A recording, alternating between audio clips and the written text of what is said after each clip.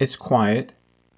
There is no sound, no light, nothing but the darkness. I am asleep, or at least, I think I am. I begin to hear a noise. It's a faint whistling sound. It grows louder and louder. I open my eyes, and I'm on the beach. The waves crashing along the coastline. In and out. In and out, like taking slow, deep breaths. The sun begins to rise, bursting upon the horizon. Hues of orange and red paint the sky and quickly transition into dark blue and violet night. The sun is the color of a dark coral pink. The light slowly creeping above the still horizon reveals the ocean's foamy blue and green highlights. A cool, refreshing breeze wafts upon my face. I take a deep breath in and recognize a certain yet distinct smell, one I look forward to every year. A morning dew scent mixed with light coffee grounds, roses, dirt, and fresh Atlantic sea salt. I can't help now but feel sad, longing the memories I had with her. The walk along Nag's Head coast, baking fresh cookies for our firemen across the street. The stories of her life, and the pictures of long-lost childhood memories that could have continued if I hadn't. I let out a deep, melancholy-filled sigh. I remained in my spot on the sand, looking back on my life, reflecting on all the memories, reflecting on my past life choices. A tear rolls down my cheek. How could I have been so selfish? I pitied myself. I am alone, stuck here on this beach, forever remaining in the rolling madness of my mind. The waves of dread hit me. Then, he is there. An old friend. I've never seen his face, but he has always been there, lurking in the shadows. His face always covered in a shroud of dark cloth, a robe extending past his feet, dragging across the sandy floor. He extends me a hand. His hand tells me his story. Long, slender, cigar-like fingers, cracked, dried, scarred. They look rough, but I take the hand anyway. Smooth, yet bony, so cold and dead, yet so warm and full of life. Not just his life, but the lives of many, the memories he has taken over the years. Walking people to and fro, listening to their cries, their requests. Always quiet, always listening. He helps me to my feet, and we begin to walk along the shore. The water is refreshing. It comes up to your ankles and recedes back toward the horizon. Each pass of the tide warms my long, wide feet and cools them.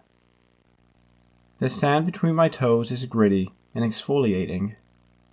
I am at peace. I know where I am going. We passed by the sand dunes, naked, dusty camel humps with bits of long green hair patched between them. We spot the first signs of life down along the beach. A small herd of calico stallions, brown and white, nibbling on the sweet seagrass. Not a care in the world. The leader of the herd is a large, beautiful stallion, with brown rings around his blue, ever-clear eyes. 3 white socks, and a brown sock that extends to his hind quarters. He spots us, and lets out a whine to warn the herd of our presence. He begins then to gallop behind the dune, and the others then follow, galloping in sync with one another. They disappear, their whines heard now only from a distance. We are again alone, walking on the warm, wet sand. It wasn't long till I noticed the form in the distance. It was tall, and it blinked in the distance. As we got closer, everything became brighter, like light was drowning out the surroundings, all except for the figure. We walked closer and closer to the figure. It became brighter and brighter. The figure finally came into my sights. It wasn't a figure, but a structure, a lighthouse. I recognized it as the lighthouse from my childhood long ago. The structure still stands. It has black and white stripes with a glass cookie jar top, a beacon of my happiness, of my memories. It still illuminates the sky, even though its surroundings are deemed too bright to be seen from a far distance. As I stand there with my memories of my childhood again crashing onto me like the sea waves before the storm, the breeze began to blow. Then, her scent trails along in the wind again. I forgot. My old friend is still with me, holding my hand. I turn to him. His cloaked hood still remains covering his face as the wind begins to pick up. I see a shine around his eyes. Glasses. He looks even more familiar now than before. A face I haven't seen in over 14 years. Only this face is young, still with a hardened expression and a faint smile. He walks me to the heart of my memories. He walks me through the valley. He was there for me forever and always. It's not your time yet. I hear his voice, but I don't see his face move. He smiles at me and begins to fade. It all begins to fade. The light becomes dark again. The whistling sound is back, deafening to my ears.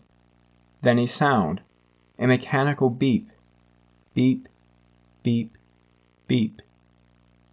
I open my eyes. Monitors. I am surrounded by medical equipment. A heart monitor to my side, moving at a slow pace. An oxygen tank with a ventilator tube wrapped around my face, breathing for me. IV fluids drip from a bag into the tube in my arm. The air is dry and sterile. Her scent? Gone. The ocean, the horses, the lighthouse, they're all gone too. I am alone in this room, being watched by a man outside my hospital room. I lie there, on the verge of tears. I want to go back to that place. I want it to be real. It was just a dream. No, not a dream, but a memory.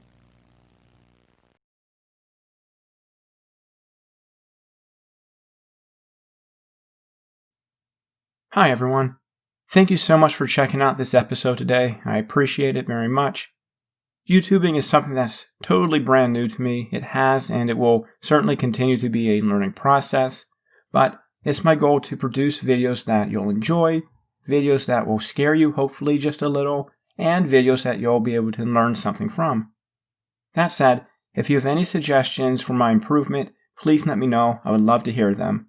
And also, feel free to email any original stories that you have to theouterlimitofficial@gmail.com. And lastly, if you don't mind, please go ahead and like this video and subscribe to this channel. I would truly, truly appreciate it. Thanks. Catch you next time.